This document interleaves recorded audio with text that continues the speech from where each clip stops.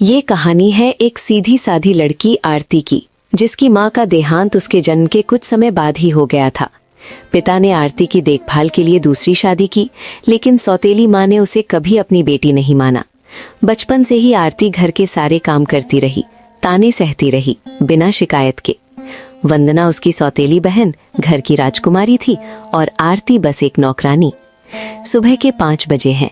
आरती धीरे धीरे उठते हुए कहती है, हे भगवान, आज फिर देर हो गई। माँ फिर से चिल्लाएंगी।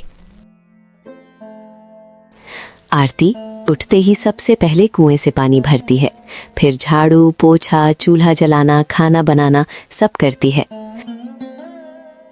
जा मेरी वंदना बेटी के लिए ताजी चटनी बना कर ला। हाँ माँ, मैं अभी बना लाती हूँ। तो जाना, खड़ी क्या है फिर? वंदना को भूख लगी है। वंदना की हर मांग पूरी होती थी और आरती की हर ख्वाहिश सिर्फ आंखों में दबा दी जाती थी। आरती बहुत उदास रहती थी।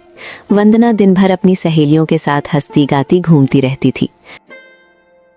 क्या तूने सुना, कल वाले मेले में राकेश आया था? उसके पिता शहर के सबसे बड़े व्यापारी हैं। अरे वंदना, तू तो पूरे गांव की सबसे खूबसूरत लड़की है। तेरी शादी तो राकेश से ही होगी।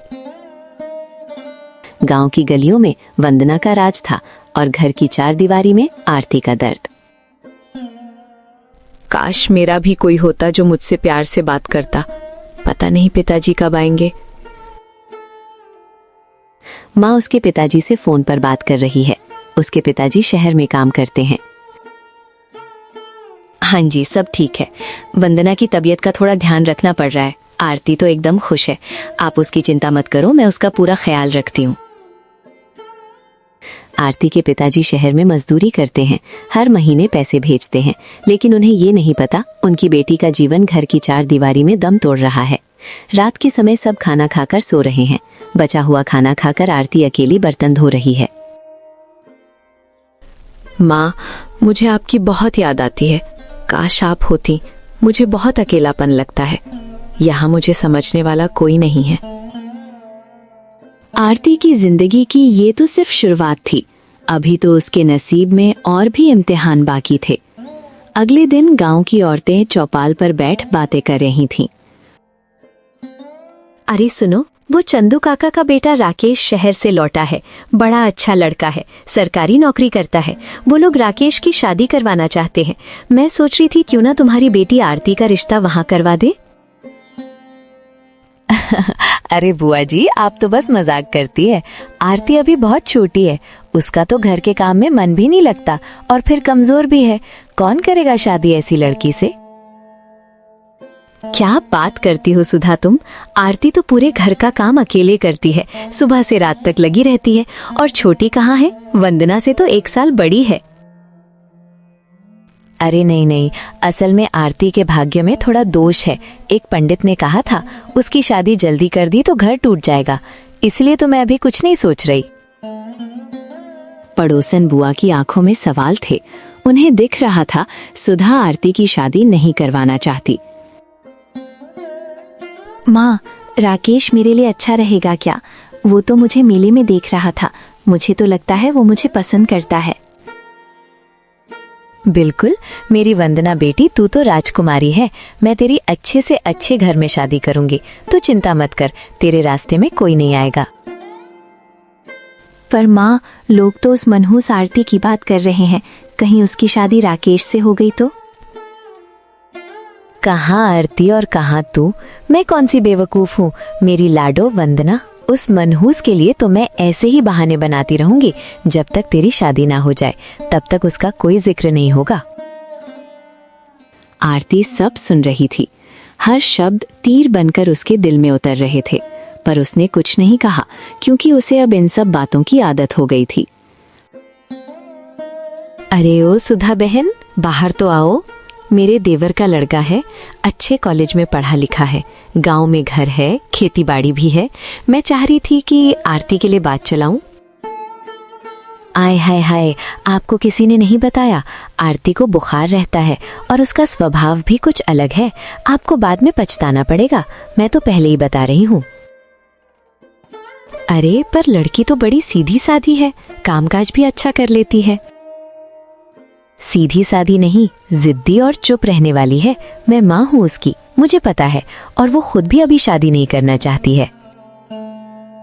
हर बार कोई रिश्ता आता और हर बार सौतेली माँ अपने झूठ से सब कुछ बर्बाद कर देती। उसे डर था कहीं आरती की किस्मत चमक गई तो वो उसकी बेटी वंदना की बराबरी करने लगेगी। आज घर में कुछ खास था। सौतेली माँ ने खुद राकेश और उसके माता पिता को घर बुलाया था वंदना का रिश्ता तय करवाने के लिए। सुबह से ही वंदना आईने के सामने खड़ी हो गई थी, बालों में फूल, चेहरे पर मेकअप और होठों पर बनावटी मुस्कान लेकर। माँ देखो तो मैं आज कितनी सुंदर लग रही हूँ। आज राकेश मुझे देखकर पक्का हाँ कर देगा। हाँ मेरी वंदना, तू तो परी है परी। बस तू चुप रहना, मैं सब कुछ संभाल लूंगी। आज तेरा रिश्ता पक्का करके ही रहूंगी। वहीं दूसरी ओर रसोई में चूल्हा जल चुका था और आरती चाय और समोसे बनाने में जुटी थी। उसकी आंखों में आज कुछ और ही था, कोई उम्मीद नहीं, कोई शिकायत भी नहीं। आज आरती खुश थी। दोपहर होते ही राकेश और उसके माता पिता वंदना को देखने पहुंचे। आइए आइए, स्वागत है आपका। बहुत दिन से सोच रही थी आप लोगों से मिलने के लिए। ये मेरी प्यारी बिटिया वंदना है। वंदना मुस्कुराते हुए प्रणाम करती है। अरे वाह, आपकी बेटी तो बहुत सुंदर है, बिल्कुल घर की लक्ष्मी लगती है। आज तो वंदना ने अपने हाथों से आपके लिए चाय और समोसे बनाए हैं। आप लोग खाइए ना, मेरी बेटी के हाथों में बहुत स्वाद है।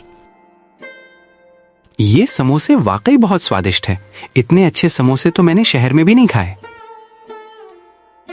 बिटिया बताओ ना, ये समोसे कैसे बनाए तुमने?